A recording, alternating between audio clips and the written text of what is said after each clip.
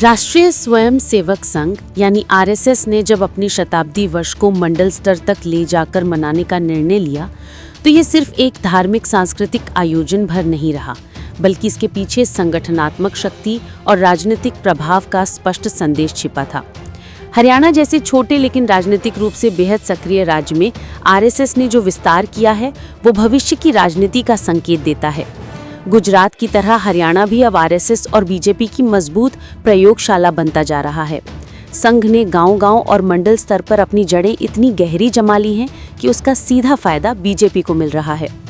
2024 की लोकसभा चुनावों के बाद जब आरएसएस ने संगठन और रणनीति की कमान पूरी तरह अपने हाथों में ली तो इसका असर तुरंत दिखने लगा।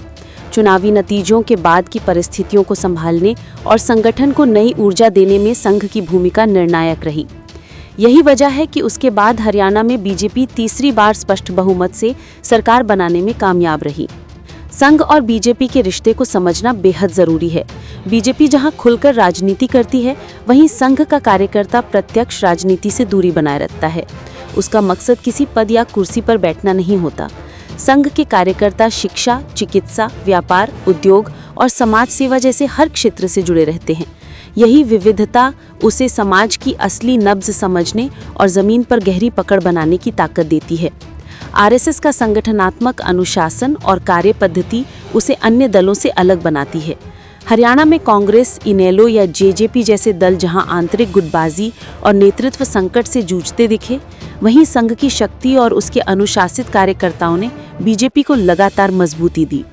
आज स्थिति ये है कि हरियाणा में बीजेपी का जनाधार सिर्फ चुनावी लहर का नतीजा नहीं है, बल्कि संघ की दीर्घकालीन रणनीति और मेहनत का परिणाम है।